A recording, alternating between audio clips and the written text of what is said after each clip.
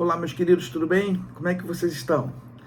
Nós estamos aqui gravando esse vídeo por uma orientação da nossa escola, que está sempre preocupada com a formação de vocês e por isso, em atendendo às prerrogativas estabelecidas para que fiquemos de quarentena, né, fiquemos no isolamento, nós então estamos veiculando as ministrações das nossas aulas de forma virtual, né?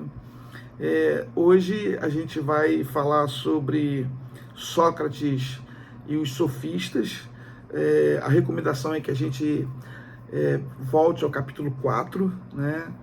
E a partir dessa padronização de todas as aulas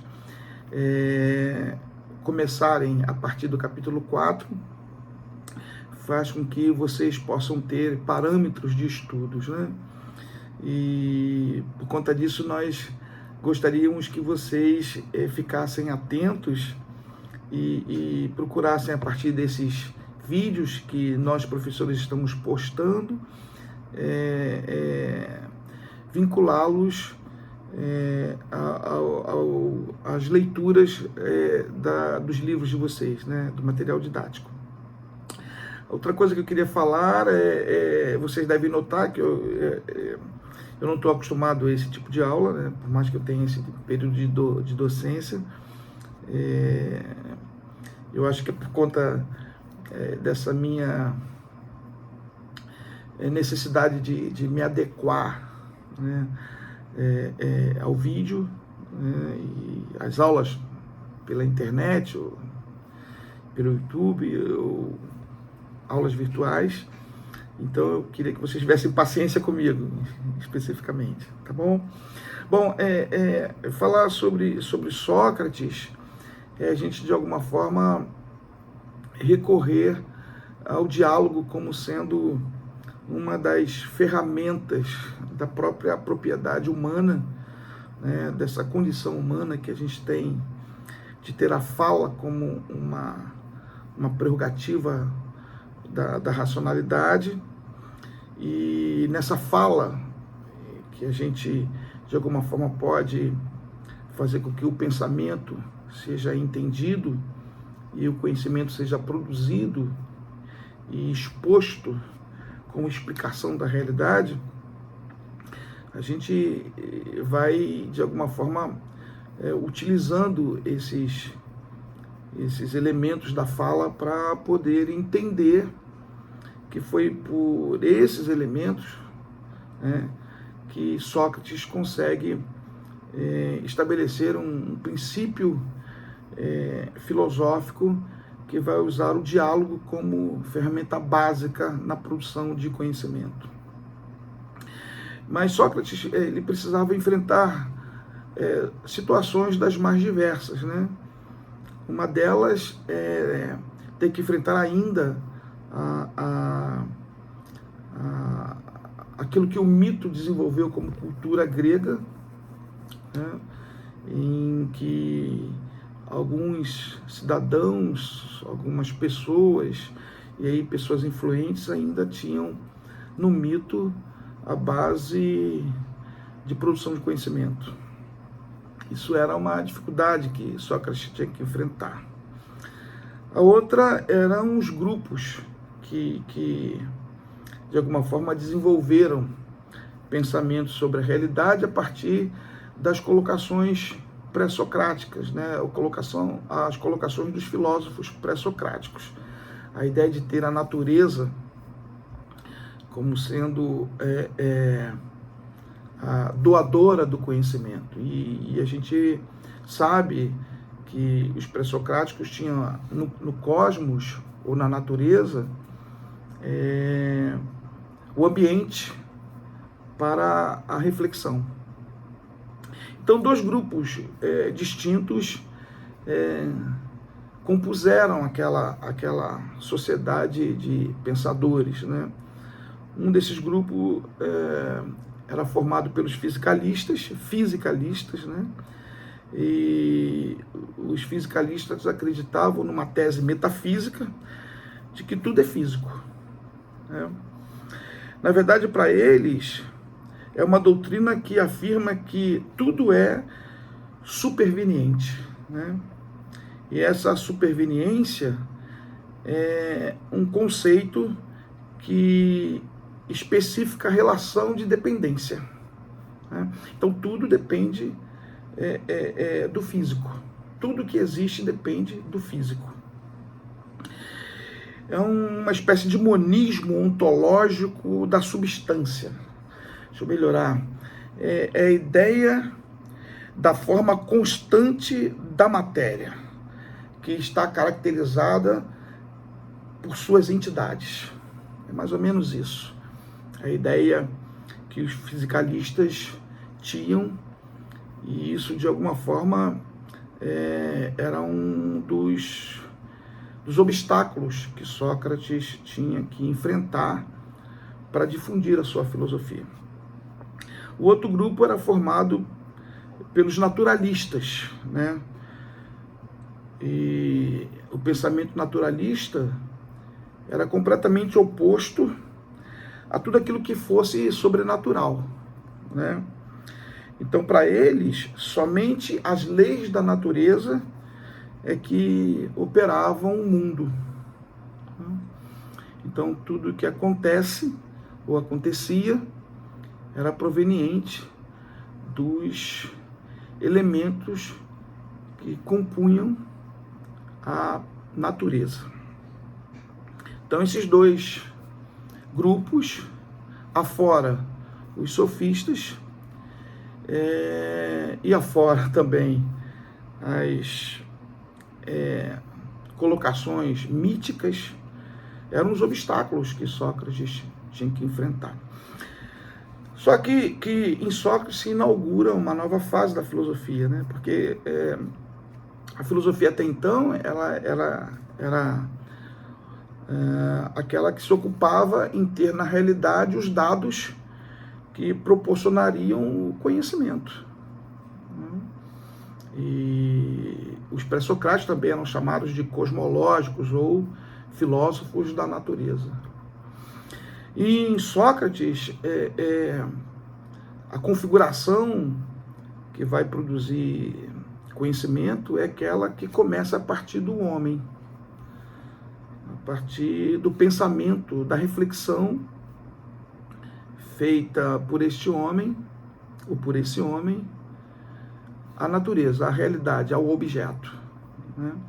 E esse período socrático também é chamado de período antropológico, porque ele não só vai pensar esse ser, esse homem, a partir daquilo que ele produz pelo pensamento aplicado à natureza ou à realidade.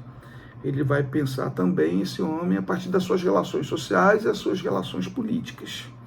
Então, para ele, o homem passa a ser o elemento principal na produção de conhecimento.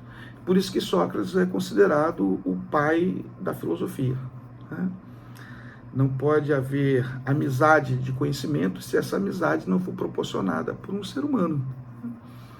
E aí vai para além daquela ideia instintiva que a gente tem sobre, aliás, a ideia do instinto, né, para ser mais claro, que o que preside as relações dos animais, né? Mas essa é uma outra discussão, eu não queria entrar nesse mérito, em princípio. E a gente vai ter, considerando que Sócrates vai pensar o ser humano a partir também das suas relações políticas, um significado da democracia ateniense, que também é um objeto, né? A democracia é um objeto da filosofia socrática, né?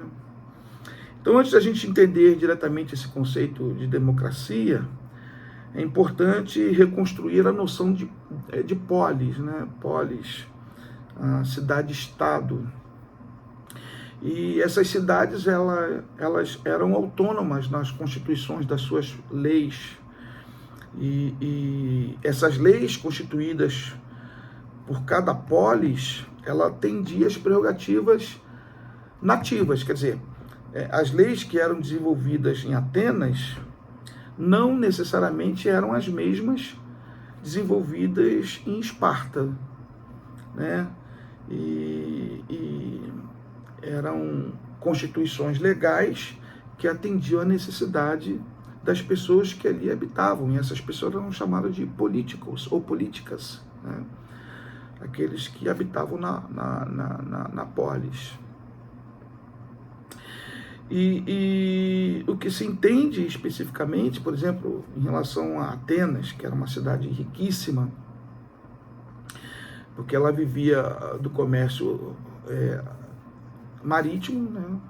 E dos translados de riquezas e pescas e mercadorias de um lugar para o outro, e também pelo seu intenso comércio interno, né? Tinha um mercado comercial interno de compras e vendas e consumos muito intensos, né?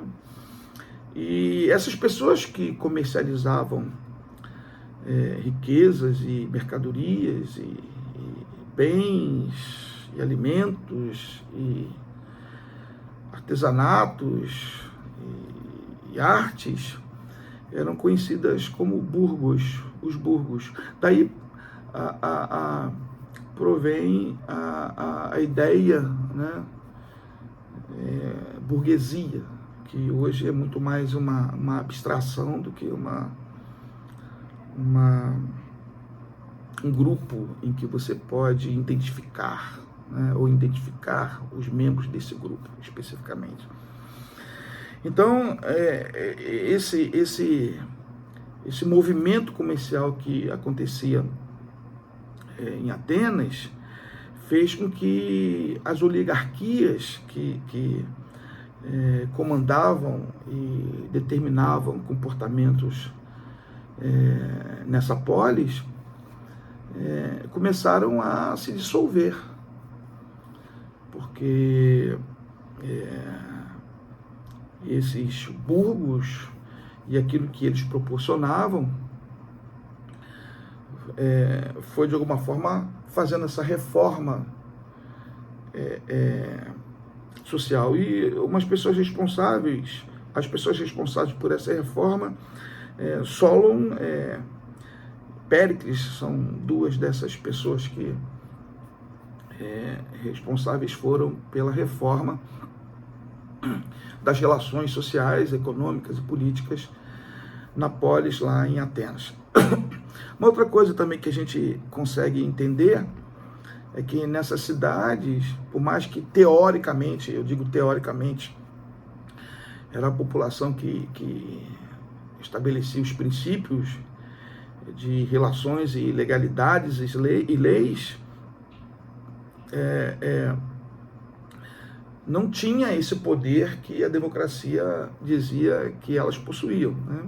E por que estou dizendo isso? Porque somente os nativos, os homens, tinham poder de decisão nessa sociedade. Ainda não era sociedade, né? Nessa civilização, o conceito de sociedade vem depois, muito depois. Mas lá, por exemplo, as mulheres não tinham poder da fala, nem os estrangeiros, nem os escravos. Somente os nativos, pessoas pertencentes àquela polis, tinham a oportunidade de falar na ágora, né? A ágora era um lugar público, uma espécie de uma assembleia, onde as pessoas dotadas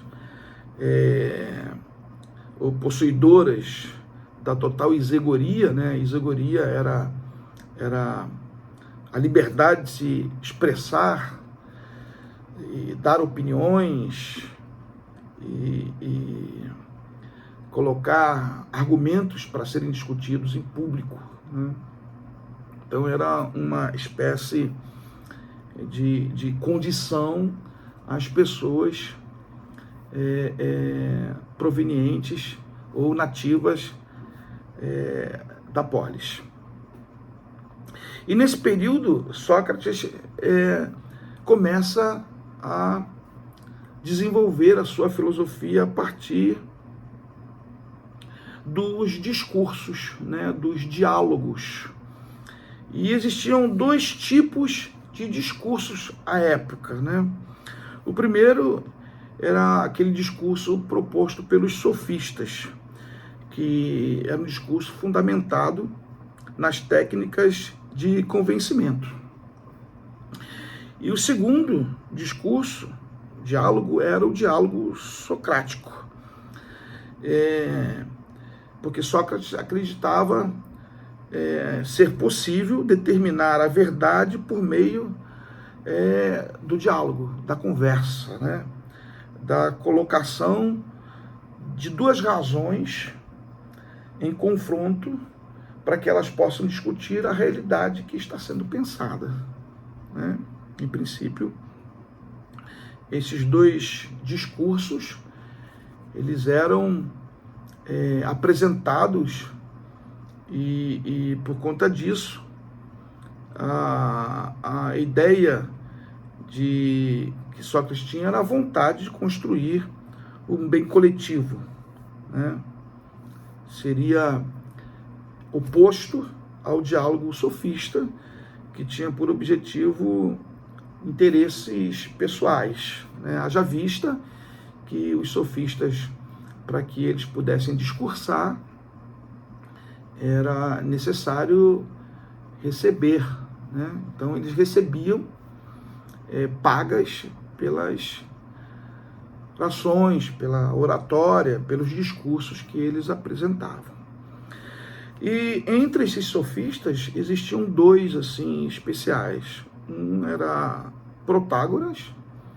Protágoras era um filósofo e que ele afirmava que tudo que existe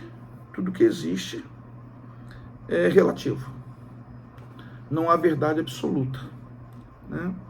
Então, se Sócrates acreditava que pelo diálogo poderia determinar uma determinada verdade, para Protágoras isso era uma farsa, porque não se poderia fazer nenhum tipo de afirmação verdadeira sobre a realidade, porque Protágoras dizia que tudo era relativo. E o outro era Gorgias. Gorgias dizia que a capacidade do discurso alcançava possibilidade, né? Quer dizer, ele tornava a possibilidade de convencer qualquer um e mudar qualquer realidade. Então, o Gorgias dizia que, por ser um bom orador, que o diálogo era capaz de convencer qualquer um e modificar qualquer coisa, qualquer realidade. Então, esses enfrentamentos eram presentes na vida de Sócrates, né? Eram presentes. E Sócrates, como ele não tinha um lugar fixo, né, para poder ensinar os seus discípulos, ele saía pelas ruas, ia aos lugares e colocava em prática uma das expressões que o impressionou quando ele foi ao oráculo de Delfos, e lá ele viu no templo de Apolo escrito: conheça-te a ti mesmo, conheça-te a ti mesmo, ou conhece-te a ti mesmo, né? E ele começou com essa frase a entender que, por não se conhecer, ele não sabia nada, né? Então ele passou a usar uma expressão dizendo que ele só sabia que nada sabia. Eu acho que essa é uma máxima que todos nós devêssemos carregar como uma ajuda, né? Porque à medida que o tempo vai passando, a gente vai tendo a noção de que ainda existem coisas que precisamos conhecer, né? Saber. E enquanto a vida acontece, o conhecimento vai sendo exposto. E aí, aquilo que você achava que sabia apenas em parte. Nós sabemos apenas em parte. Porque a realidade é sempre maior do que o pensamento, sempre maior do que o pensamento. Toda vez que a gente pensa uma realidade, o que a gente conhece sobre essa realidade é parte dessa realidade, mas não essa realidade na sua totalidade. né, especificamente. E Sócrates, para poder fazer com que a sua filosofia progredisse, ele usa 2 métodos específicos, né? E eu acho que são métodos que carregam em si mesmos uma coerência em relação ao que Sócrates propunha como produção de conhecimento. O primeiro era a ironia, né? Mesmo que Sócrates não tenha deixado nada escrito, ele usava o método da ironia como sendo uma possibilidade de a gente entender qual dos diálogos que estavam sendo apresentados, quer dizer, ou o diálogo socrático ou o diálogo sofista. Qual dos 2 diálogos, ou quais os diálogos que estavam sendo apresentados poderiam carregar na sua própria construção a ideia de verdade, né? Porque a filosofia, ela trabalha com a ideia de verdade. Ela não trabalha com a ideia do que seja certo ou errado, né? Ela trabalha em busca da verdade. Em busca da verdade. Então a ironia, Sócrates dizia que era um expediente válido para que as pessoas pudessem dela se utilizar para entender aonde a verdade residia especificamente. E por que ele dizia isso? Porque ele tinha consciência e ele entendeu que o medo que o humano geralmente tem de expor as suas dúvidas é a principal arma, ou seria a principal arma que um sofista poderia usar em seu favor, né? Porque o convencimento do discurso sofista só se mantinha, só permanecia quando se admirado fosse e quando, em sendo admirado, pudesse alimentar esse discurso que estava sendo apresentado. Mas o verdadeiro convencimento, segundo Sócrates, não era esse usado como uma lógica capaz de convencer as pessoas a partir daquilo que era apresentado numa argumentação que pudesse não permitir que houvesse a reflexão de quem estava ouvindo a argumentação.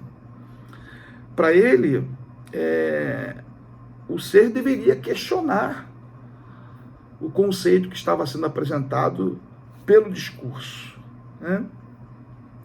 E em sendo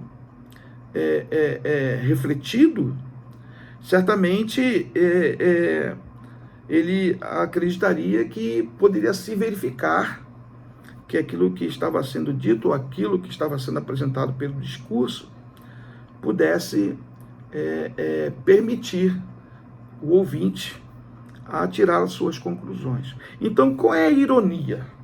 O que é ironia? Ironia para o Sócrates seria a arte de perguntar e interrogar o interlocutor acerca dos conceitos que estão sendo manifestos por ele. E diante disso, Sócrates entendia que um primeiro momento da ironia seria se verificasse a resposta do interlocutor sobre o tema pudesse ser respondida, né, no conceito que ele estava propondo, de acordo com um tema que era voltado para ele. Por exemplo, o sofista estava falando sobre uma determinada verdade, ele conceituava essa verdade, então a ideia do ouvinte era refletir sobre isso que estava sendo dito e perguntar sobre esse conceito que ele estava usando para colocar aquela verdade como sendo uma colocação coerente sobre a realidade que estava sendo pensada. Se ele respondesse, né, permitindo que esse tema fosse explicado, lançar sobre o que ele respondeu questões acerca do próprio conceito que ele estabelecera. Então, para ele, o interlocutor só tinha dois caminhos, né? Ou ele ignorava algum saber e construiria pela lógica, esse conhecimento que estava sendo interrogado, ou então ele fugia do debate. Então essa era a ideia de ironia para Sócrates, né? O sofista apresenta um discurso, nesse discurso ele apresenta uma verdade, quem está ouvindo esse discurso interroga o conceito dessa verdade que ele está apresentando, e se ele respondesse, novamente lançaria questões sobre essa resposta. Então, se o sofista fosse no seu argumento verdadeiro acerca daquilo que ele estava defendendo, ele ia admitir que aquilo que ele apresentou não era suficiente e iria reconstruir o conhecimento, ou então ele fugiria do debate, ou reconstruiria o conceito, ou então fugiria do debate. Ok? Isso é ironia. E o outro método é a maiêutica, né? Como sendo uma possibilidade do conhecimento ser produzido. Para Sócrates, esse método demonstra a posição que o filósofo deve ter em relação aos seus ensinamentos. Porque para ele, o sábio não busca impor as suas verdades. Para ele, o sábio é um auxiliador na construção do saber, na construção do conhecimento. Por isso que todas as vezes que Sócrates era interrogado, ele respondia essa interrogação com uma outra pergunta, com uma outra questão. Então, a questão sobre questão, questão sobre questão, questão sobre questão, e aí eles iam, de alguma forma, tirando de tudo aquilo que estava sendo apresentado como verdade, qualquer possibilidade de interferência que não fosse próprio dessa realidade, né? Então, iria tirando as questões culturais, as crenças, as interferências políticas, todos os fenômenos que configuraram essa verdade que estava sendo apresentada, até chegar ao cerne dessa realidade, até chegar à essência dessa realidade. Então, para ele, a maiêutica era um método eficaz, porque ela era eficiente na colocação das questões em relação à realidade que estava sendo apresentada, e, ao mesmo tempo, ela era eficaz porque não permitia que esse questionamento continuasse como questionamento sem que uma resposta pudesse conduzir, pelo menos, uma aproximação dessa verdade ou sobre a realidade que se queria conhecer. Ok? Então, em princípio, a gente vai pensar essa filosofia socrática usando um termo um pouco mais contemporâneo, como dialética, né? A dialética é o confronto de duas razões que estão argumentando sobre uma determinada realidade, só que uma não é vitoriosa sobre a outra, né? Por mais que elas sejam antagônicas, elas contribuem com os conceitos que desenvolveram para que essa realidade seja melhor conhecida. Essa é a ideia da dialética, né? Essa é a ideia da dialética. É uma espécie de produção de conhecimento a partir das questões que esses argumentos vão propondo e, por conta disso, chegar à aproximação de uma realidade, a aproximação da verdade sobre uma realidade. Ok? Bom, meus queridos, eu espero que eu tenha ajudado vocês. Peço desculpas pela minha forma inibida de falar diante da câmera. Eu não tenho esse costume. Eu sou muito tímido. As pessoas não acreditam, mas eu sou extremamente tímido. E como eu tenho esse desconforto, né? E eu espero que vocês tenham paciência comigo. Eu vou me acostumar à medida que o tempo for passando, e eu vou em me acostumando, ficando um pouco mais à vontade, e ficando mais à vontade, vou ficando mais íntimo da câmera, e aí eu posso ser mais descontraído para falar a vocês, tá bom? Mas o meu conselho é que vocês estudem e façam as leituras do material que vocês têm. O material é bom, ele carrega expressões e conceitos que a gente não tem costume em ver em outros materiais, né? E a confecção desse material, ele carrega uma certa seriedade e ele tem rigor, né? Esse material tem rigor na sua confecção, então eu penso que ele é de grande utilidade para vocês, e eu vou tentando aqui de alguma maneira traduzir o que ele apresenta, exatamente para a gente não sair daquilo que o material está apresentando, né? E talvez esse também seja um desconforto para nós que ministra aula de filosofia. É só para dar uma explicação, e pode até parecer que seja uma justificativa, e eu posso até admitir que é uma justificativa, mas a gente, quando vai construindo os nossos pensamentos sobre a realidade, a gente vai buscando um campo filosófico sobre o qual nós debruçamos e dedicamos todas as nossas pesquisas e todos os nossos argumentos, todas as nossas aulas, a partir desse campo filosófico no qual nós debruçamos, né? Então, como são muitos campos filosóficos e são muitos filósofos, às vezes a gente não fica muito à vontade para falar sobre isso, porque existem interrupções, né? Como eu disse para vocês, assim, você tem a filosofia pré-socrática,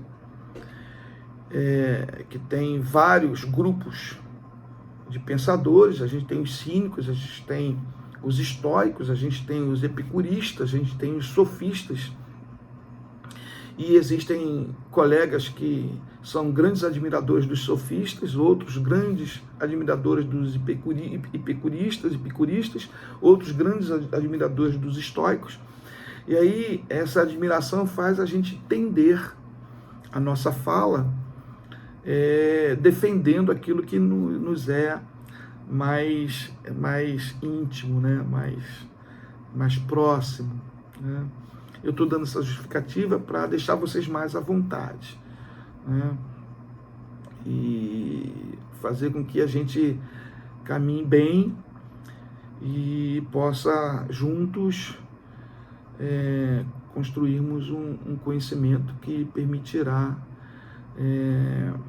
o sucesso de vocês no Enem, na UERJ ou em outros vestibulares que vocês pretendam. Outra coisa também que eu queria dizer é que a gente vai ter um momento de discussão. A escola vai proporcionar uma oportunidade para a gente poder sanear as dúvidas, e certamente a gente nunca sai com uma resposta definitiva sobre alguma questão que vai ser colocada.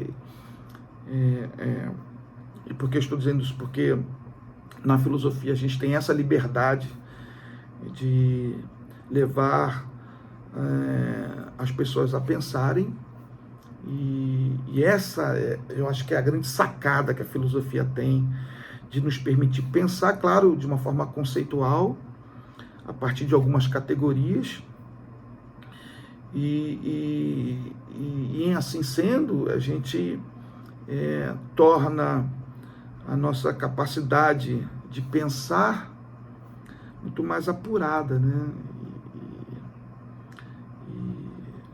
Extensiva, para que a gente possa discutir ou pensar sobre as realidades que vão se apresentando. E isso para a gente é muito bom, né? E eu espero que vocês se apropriem dessa capacidade, eu não vou nem dizer capacidade, mas dessa propriedade que vocês têm de pensar, né? De pensar. Claro, sempre atentos aos fenômenos, né? Quer dizer, Às vezes aquilo que, como eu estava dando uma aula sobre Kant, às vezes aquilo que a gente tem na realidade, quando ela se apresenta, não é a realidade em si. É uma composição fenomênica de elementos agregados a essa realidade e que deram uma forma, um sentido a essa realidade que não é o sentido próprio dessa realidade, né? Então, por exemplo, eu disse para vocês que a gente tem 4 vidas, né, especificamente lá no primeiro ano, né? Então, por exemplo, a minha vida pública, ela se parece menos comigo, né? Então, quando eu estou vivendo em público, eu estou manifestando uma realidade que não me representa na minha forma essencial de ser. Quer dizer, às vezes, ou a maioria das vezes, as minhas relações sociais, elas são necessárias a partir daquilo que é conveniente à sociedade, né? Isso não quer dizer que as minhas relações não sejam verdadeiras, né? Mas elas são verdadeiras em parte. Por favor, entendam isso. Não há mentira nisso. Mas a sociedade carrega preconceitos e instâncias políticas que são, ora, convenientes por conta de condição econômica, ora por conta de religiosidade, ora por conta de culturas em que não nos permite ser o que a gente é na nossa essência. Claro que isso é prejudicial, porque as convenções estabelecidas na sociedade, afora as instituições, parecem que, de uma forma velada, nos obrigam a ter comportamentos, a ter falas e olhares e forma de se vestir, de andar, de se expressar, que se parece muito mais com a sociedade do que com a gente, né? Uma vez o professor Paulo Freire usou uma expressão em uma das suas falas, né, falas que foram escritas. Ele usa o termo boniteza, né, que é um termo regional, né, mas que eu sei que ele enfrentou muitas barreiras para que esse termo pudesse ser aceito academicamente, né? Então, assim, essas expressões, que são expressões também culturais, né, que são regionais, às vezes não são aceitas em outras regiões, né? Então, eu acho que a filosofia tem esse papel importante de nos ajudar e nos conduzir a uma libertação e uma liberdade de expressão, sempre fazendo com que sejamos vigilantes para que a gente não ofenda as pessoas, para a gente não ser ofendido, e isso é alguma coisa que pode nos transtornar. Ofender e ser ofendido é alguma coisa transtornante, né? Acho que não cabe. Bom, meus queridos, eu desculpe ter me prolongado um pouco mais, mas quando começo a falar, olha como é que eu já estou me familiarizando. Eu começo a me empolgar e por isso que as nossas aulas, às vezes, eu estou pensando alguma coisa, daqui a pouco eu entro com um assunto que é contextualizado com o que as nossas aulas proporcionam, e aí a gente consegue viajar um pouco, né?